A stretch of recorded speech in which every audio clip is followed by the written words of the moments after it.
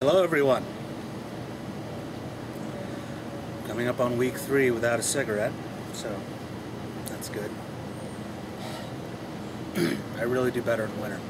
Anyhow, I was watching one of Christine Peace's videos, for lack of a better description, a fuck you to Dwayne Holloway and TFLers in general. But specifically Dwayne Holloway for being a passive-aggressive fuck, but metaphorically speaking. And I just couldn't help thinking that I feel really, really bad for TFL people.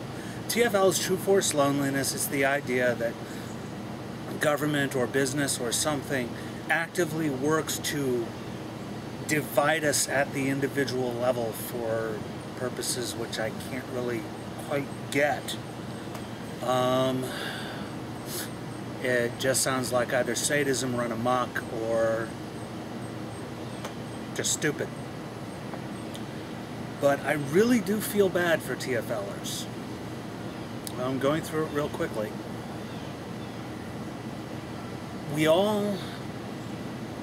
Human beings focus very much around rituals, especially in this world we live in, where so much of what we do is dependent upon people we will never see, processes we will never directly interact with, and mechanisms we will never really comprehend. And so there are a lot of rituals. Paying your electric bill, paying your internet bill, doing a web search, ordering something online, voting, any one of these things. The whole legal system is rituals. And sometimes these rituals produce the desired result and sometimes they don't. And sometimes if you don't do the rituals, you'll get away with it, and most of the time you won't.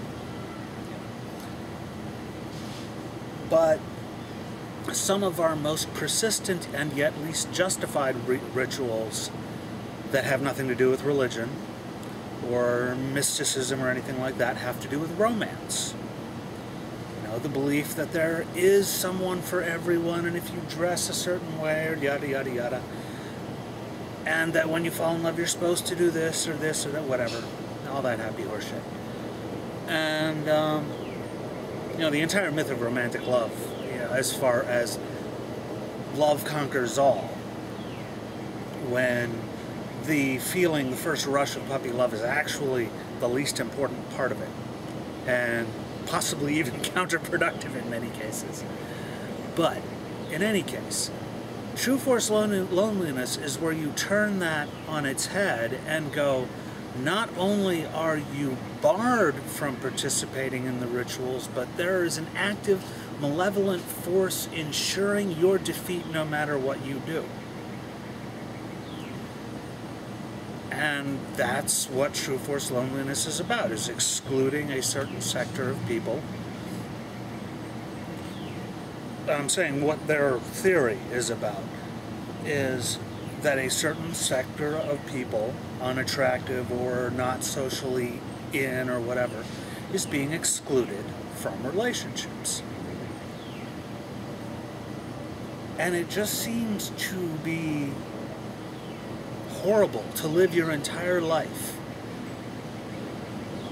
interpreting everything, not only in, and this goes beyond the hypervigilant mode of an abuse survivor who instinctively is always looking for threats, for threats, but to have your actual rationality co-opted into believing that every single achievement you could possibly make is being opposed by forces far beyond you, and that every defeat, well, I suppose it might be somewhat comforting to be able to lay every defeat at the hands of something bigger and better than yourself, quote unquote, or more powerful.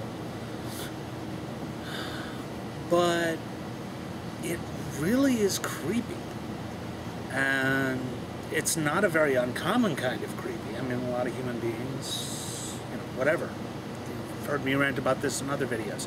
The magical thinking video, which I'll link to in the description box, is probably where I rant about this the most. But the reason it really depresses me, though, is life is not a narrative. There is no ritual to meet someone. There are places you can go and maybe meet someone, but the suitability of the people there will always be, well, a gamble, because there are no guarantees. And there is no one out there who is waiting for you. People are not accessories to your perceptual universe. Everyone is out there looking and doing stuff and thinking and feeling and acting and having a history. And no one is living for you. The liberating thing, and the thing that they're missing out on, is that because of that, in turn, you aren't living for anyone.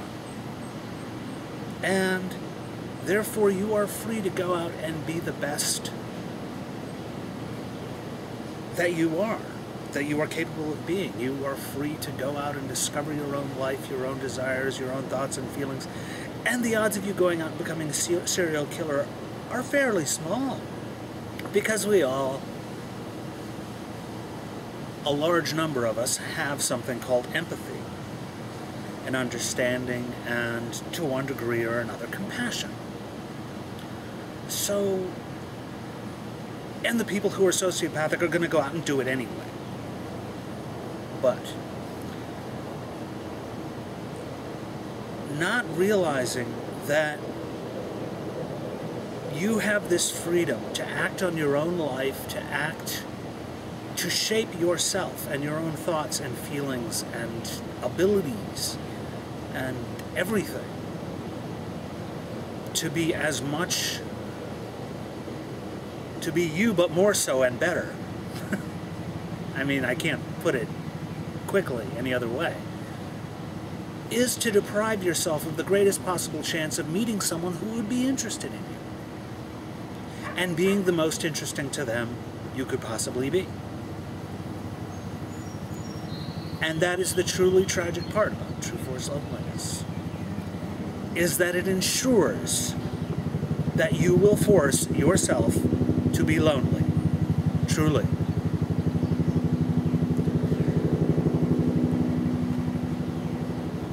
Other than that, Christine Peace, beautiful rant. Gotta love it. Thank you for your time and attention.